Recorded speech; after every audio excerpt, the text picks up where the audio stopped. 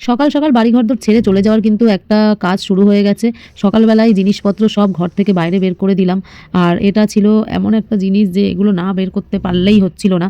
Hello friends, good morning. আর আজকের ভিডিওটা কিন্তু একদম সকাল থেকেই শুরু করলাম।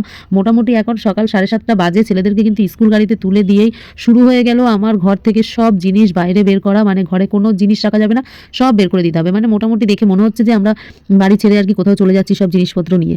আসল কারণ হচ্ছে, আমি তো কদিন আগে ভিডিও করেছিলাম, সেখানে দেখিয়েছিলাম যে আমাদের ফলস রিনের কাজ হচ্ছে। আর এখন হচ্ছে গিয়ে ঘরে রং করা হবে। আর আজকের থেকে শুরু হবে সেগুলোই। যেরকম ধরো প্রাইমারটাকে আগে প্রথমে ঘষবে তুলবে, মানে প্রাইমার না আর কি, পুট্টিটাকে ঘষবে তুলবে, তারপরে প্রাইমার করবে, সেটাকে আবার ঘষবে। মানে প্রচুর ধুলো বালির কাজ হবে, যার জন্য কিন্তু ঘর থেকে আমার প্রত্যেকটা জিনিস বের করে ঘর একদম ফাঁকা করে দিতে হবে। এবারে ঘরের দেখো খাট আলমারি এত জিনিস, কোথায় কোনটা সরাবো কি না সরাবো, বিশেষ করে জামা কাপড়, মানে এতটাই ধুলো হবে তার বলার মতো না আর কি। ঘরে কোনো জিনিস না থাকলেই ভালো হয়। যাই হোক, সকাল সকাল তো শুরু হয়ে গেলাম। প্রথমে আমি আর কি স্টার্টিংটা করলাম, তারপরে কিন্তু আমার বরমশাইও এসে আমাকে অনেক হেল্প করবে। আর দেখো প্রথম যেটা, মানে এই যে জামা কাপড়গুলো তো মেইন আর কি। এইগুলোতে ধুলো লাগলে তো মানে আর এগুলো পরাই যাবে না, যার জন্য কিন্তু আমি দেখো এই আলনার যত জামা কাপড়গুলো একটা বিছনার চাদরের মধ্যে নিয়ে সেটাকে কিন্তু একটা বড় করে একটা টোপলা করে নিলাম। তারপরে কিন্তু দেখো আমাদের আলনা পুরো ঘর থেকে একদম বাইরে বের করছি। মানে আমরা ঘরে থাকতেই পারবো না, মানে ঘরে ঘুমাতেই পারবো না, ঘরটাকে পুরোই ছেড়ে দিতে হচ্ছে। আর কোথায় কোন জিনিস রাখবো, কি করব ঘরের, মানে বুঝে উঠতে পারছিলাম না। মানে যতটা যাই হোক নিয়ে যাওয়ার চেষ্টা করছিলাম। আর ওপরে যে আমাদের সিঁড়িঘর আছে, সেই সিঁড়িঘরে কিন্তু রাখবো আর কি সব জিনিসপত্র। মানে আমরা প্ল্যান করেছি যে আমরা এই যে বেরাচ্ছে বরমশাই, এই সামনেটা কিন্তু একটা সিঁড়িঘর, মানে এটা দোতলার। এবার ওপরে যে চিলেকোটাটা আছে ওইখানে আর কি সব জিনিসপত্র নিয়ে যাচ্ছি। কোনো রকম এক সাইডে সব গাদা মেরে রাখবো, আর তার এক সাইডে কোনো রকম একটা ঘুমানোর মতো জায়গা হলেই হলো। যাই হোক, অনেক কিন্তু কাজ করলাম। তার ফাঁকে কিন্তু আমি একটু ভাত বসিয়ে দিয়েছিলাম, কাঁচা টমেটো আর আলু সিদ্ধ দিয়ে ভাত। এটা কিন্তু আমার বরমশাইয়ের একটা ফেভারিট খাবারের মধ্যে আর কি এটাও পড়ে। মানে উনি এই খাবারটা খেতে খুবই পছন্দ করে। যাই হোক, সকাল সকাল এই গরম গরম ভাত খেয়ে তারপরে কিন্তু দোকানে চলে যাবে। আর এই দেখো, এইটা হচ্ছে আপাতত আমার রান্নাঘর। আর ওই যে ঘরটা দেখা যাচ্ছে, এটা কিন্তু সিঁড়ি দিয়ে উঠতে যে জায়গাটা পড়ে, এটা হচ্ছে সেটাই, মানে সিঁড়িঘর বলা যায় আর কি। এখানেই কিন্তু আমাদের মোটামুটি মাসখানেক থাকতে হবে, মানে অনেক দিন থাকতে হবে, কেননা ঘরের কাজ করতে অনেক দিন টাইম লাগবে। আর এখানে দেখো ছোট ছোট কয়েকটা আর কি টেবিলের মতো করা ছিল, সেইগুলোর মধ্যে কিন্তু আমি আর কি সব বাসন টাসন কৌটো যেখানে যেটা পেরেছি রেখেছি। আর ছাদে কিন্তু এই টেবিলটা রেখেছি। আর যেহেতু শীতকাল না, ছাদে বসে খেতে তো এমনিও ভালো লাগে, তাই এই টেবিলটা ছাদেই রেখেছি। আমরা দুপুরবেলা এখানে বসেই খেয়ে নেবো। আর এই যে সিঁড়ি, এই সিঁড়ি থেকে উঠে গেলেই কিন্তু যেটা চিলেকোটা আছে ওইখানে কিন্তু শোয়ার ব্যবস্থা করেছি। আর কালকে কিন্তু অনলাইন থেকে অনেক কিছু মার্কেটিং করে নিয়েছি, মানে ডাল বিস্কুট যেগুলো দরকার হয় সেটাও তোমাদের একটু দেখিয়ে নিলাম। তারপরে কিন্তু আমি সোজা চলে আসলাম দোকানে। দোকানটা মোটামুটি 10টার সময় খুলেছিলাম, একটু দেরি হয়েছিল বলা যায়।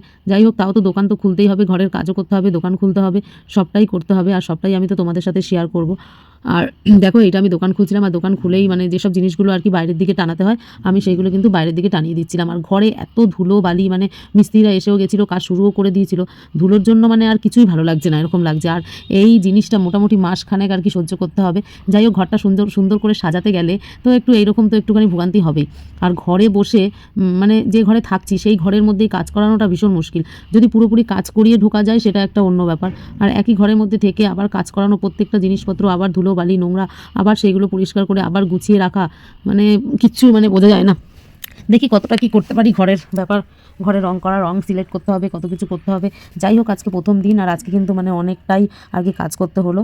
আর তারপরে কিন্তু এসে দোকান খুললাম, তোমাদের সাথে শেয়ার করলাম। একটা দোকান গুছিয়ে গেছি খুলতেও কিন্তু কম টাইম লাগে না, অনেকটাই টাইম লাগে। আর যেহেতু এখন শীতকাল, পুরো শুকনোর দিন, আর আমার কিন্তু একদম রোডের পাশে মানে দোকানটা, আর এতটা ধুলো হয় দোকানে। এখানে বড় বড় গাড়িগুলো চলে, মানে ডাম্পার থেকে শুরু করে সব রকম গাড়ি চলে। আর এত ধুলো হয়, দোকানের জিনিসপত্রগুলোও কিন্তু ধুলো ধুলো হয়ে যাচ্ছে। তার জন্য আমি ডেলি এইগুলোকে বার করি, আবার ডেলি আমাকে ঝাড়তে হয়, তুলতে হয়। মানে দোকানেও এখন যেরকম ধুলো, আর ঘরে তো ওদিকে মানে কাজ হচ্ছে বলে ধুলো হচ্ছে। মানে ধুলোর জন্য যেন আর ভালো লাগছে না আর কি। মানে কিচ্ছু গুছিয়ে গাছিয়ে রাখা যাচ্ছে না। আর দোকান দেখো গোছাতে কতটা সময় লাগে, বাইরে সব সাজিয়ে গুছিয়ে আবার যখন বন্ধ করব প্রত্যেকটা জিনিস আবার তুলে রাখবো, আবার বিকালে যখন দোকান খুলবো বার করব, আবার রাতে যখন দোকান বন্ধ করব আবার, মানে এই একই সেম কাজ। যাই হোক, দোকানে দেখো এই বাচ্চাটা কিন্তু চলে এসেছিলো, মানে খুব বায়না করছিল ওর বাবাকে এই জিনিসটা কিনে দেওয়ার জন্য। এটা ছিল একটা পিগি ব্যান। আর যখন ওর বাবা প্রথমে কিনে দেবে না বলছিল, তখন তো মুখটা খারাপ হয়ে গেছিলো। আর যখন কিনে দিয়েছিল এত সুন্দর একটা হাসি দিয়েছিল, তাই আমি ওর ভিডিও করছিলাম আর ওকে বলছিলাম একটু হাসো না হাসো না, তখন আবার লজ্জা পেয়ে হাসছিলাম। তারপর কিন্তু আমি মোটামুটি 1:30টার দিকে দুপুরবেলা দোকান বন্ধ করলাম। আর দোকান বন্ধ করে একটু সবজির দোকানে এসেছিলাম যদি কিছু কেনা যায়, তাই কিছু সবজি কিনে নিয়ে আমি ঘরে চলে এসেছিলাম। তারপরে কিন্তু সব স্কুল থেকে একে একে সব চলে এসেছিলো। ছোটো ছেলে তো এসেই ছিল, ছোটো ছেলেকে আমি স্নান টান করে খাওয়াচ্ছিলাম এই সময়। আর এই সময় বড় ছেলে চলে আসলো স্কুল থেকে, মানে ছোটো ছেলের থেকে 1 ঘন্টা পরে আসে বড় ছেলে, ছোটো ছেলে 1 ঘন্টা আগে আসে। আর ছোটো ছেলে আসে 2টোর সময় আর বড় ছেলে আসে 3টের সময়, মানে অনেকটা টাইম স্কুল। আর ছোটো ছেলের সাথে আমি শেয়ার করছিলাম আমার ছোটোবেলায় আর কি, মানে দুপুরবেলা আমরা রোদে বসে বসে খেতাম সেগুলো আর কি বলছিলাম। তা ও তো বিশ্বাসই করছে না, বলছে না তোমরা এরকম করতে না, এই করতে না, সেই করতে না। দিনও জানবে না এরকম ছাদের উপরে চেয়ার টেবিল নিয়ে শীতকালে খেতে হয়। আর যাদের কাঁচা ঘর আছে নিচ মাটির, নিচটা সুন্দর করে লেপা থাকবে। আগে ছোটোবেলায় আমাদের বাড়ি কাঁচা ছিল, নিচ মাটির ছিল, জানিস তখন কি করতাম জানিস? তখন আমরা পুরো এই শীতকাল আসলে কি সুন্দর লিপে রাখতাম ঘর, তারপরে উঠোনে বসে আমরা ভাত খেতাম, জানিস? তখন আমাদের কিরকম পাকা ঘর ছিল, আমরা কোনোদিনও এরকম পাকা ঘর ছিল না সত্যি। দাদু বাড়ি আমি জন্ম হয়েছিলাম তখন কাঁচা ছিল, বেড়ার দরজা, মাটি নিচ, আমরা লিপতাম, মাসি লিপতো, আমি লিপতাম, মাসি কত সুন্দর করে লিপতো। তুমি ভালো করে লিখো। আমিও ভালো লিখতাম কিন্তু মাসি একটু বেশি ডিজাইন করে লিখতো, হ্যাঁ নকশা করে দিত। এই দেখো আমাদের কী কী রান্না হয়েছে দেখো গাইস, এই দেখো ফুলকপি আর আলু ভাজা, এটা হচ্ছে শীতকালের সব থেকে স্পেশাল খাবার। আর তার সাথে হচ্ছে নতুন আলু দিয়ে আর সোয়াবিন দিয়ে ঝোল। দেখো আজকে কিন্তু আমাদের বুধবার নিরামিষ। নতুন আলু সোয়াবিন দিয়ে জিরা বাটা আদা বাটা দিয়ে তার মধ্যে ধনে পাতা দিয়ে ও দেখো খেয়ে দেখাচ্ছি দাঁড়াও। এই যে নিলাম আর খাবো দেখো। হ্যাঁ সোনা বাবা স্কুল থেকে এসে স্নান টান করিয়ে একটু খাওয়াচ্ছি, তারপরে আবার বই পড়তে বসবে। ও তো খুব ভালো ছেলে, ও পড়াশোনা ছাড়া কিচ্ছু জানে না। এই দেখ, দেখছিস কি লোভা, তোকে খাওয়াচ্ছি আর ও চলে আসছে। এত লোভা না সত্যি। দেখেছ আমাদের ছোট সোনা কিন্তু একটু হিংসা করে না দাদাকে, দাদা খেলে দাদাকে খেতে দেয়। যা স্নান টান করে আবার খাবো, এখানেই কর। তুমি খেয়ে দিয়ে উঠে স্যারের পড়াটা পুরো কমপ্লিট করে ফেলো। তো কেমন লাগছে এই যে এত খোলা আকাশের নিচে খাচ্ছ? কেমন লাগছে? হ্যাঁ খুবই ভালো। সেটা খাওয়া গেছে, এখন আমরা 3 জন খাচ্ছি। কিন্তু হেভি লাগছে খেতে। কত বড় ডাইনিং রুম আমাদের, বিশাল বড় ডাইনিং রুম। দেখো টেবিলটা ছোটো হলে কি হবে, ডাইনিং রুমটা অনেক বড়। আর ডাইনিং রুমের সিলিংটা দেখেছো, পুরো আকাশ। হেভি লাগছে শীতকালে এরকম সুন্দর করে বসে এরকম খাবার খেতে। আর হেভি লাগছে। আমরা আগে ছোটোবেলা মাটির লিপে টিপে বসতাম। তোমার একটা মাটির উনুন ছিল তো? হ্যাঁ মাটির উনুনও আছে, সময়ের অভাবে রান্না করতে পারি না। তারপরে কিন্তু সন্ধ্যা হয়ে গেছিলো আর বিকেলবেলা আমি আমার দোকানটা আবার খুলে দিয়েছিলাম রোজকার মতন।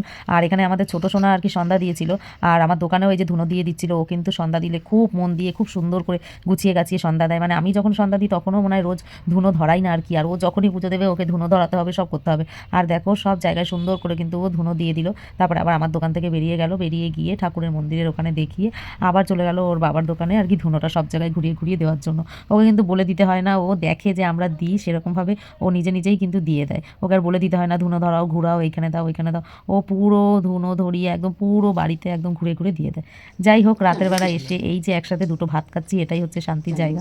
রাতের খাওয়াটা আমরা দুজন একসাথেই খাই, আর ছেলেরা আগে আগে খেয়ে নেয়। ওদেরকে একটু আগে আগেই খেয়ে নিতে বলি, কেননা সকালবেলা অনেক সকালে উঠতে হয় তো, স্কুল থাকে। আর এখানে রাতে বরমশাই আমাকে মাথায় তেল দিয়ে দিচ্ছে। এখন রাত্রির কটা বাজে? 12:30। আর এখন আমি এই যে ছেলেদের প্রজেক্ট রেডি করছি, সব জিনিসপত্র কাটাকাটি। আর এই যে আমার ছোনা ছোনা বরমশাই আমাকে মাথায় তেল দিয়ে দিচ্ছে। দেখো কি গো, ঘুম পেয়েছে?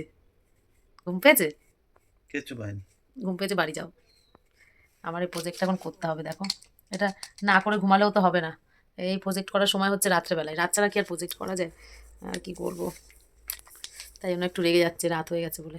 আবার এদিকে বউয়ের মাথায়ও তেল দিয়ে দেয়। ও বর বর তেল জমে গেছে। তেল জমে গেছে। এই তেলও যে জমে যায় জানতাম না। আমার বর কত ভালো বর, সোনা বর। এরকম বর কজনের হয় বলো তো, যে আবার রাত্রির 12টা 12:30 সময় আবার মাথায় তেলও দিয়ে দিচ্ছে বউয়ের। অনেক বকবক করলাম, বরমাসাই মাথায় তেল দিয়ে দিচ্ছিল বলে তো খুবই ভালো লাগছিল। কিন্তু প্রজেক্টটাও আমার কিন্তু কমপ্লিট করে তারপরে ঘুমাতে হয়েছিল। কালকে আবার সকালবেলা ওদের স্কুল আছে আর প্রজেক্টটা জমা দিতেই হবে।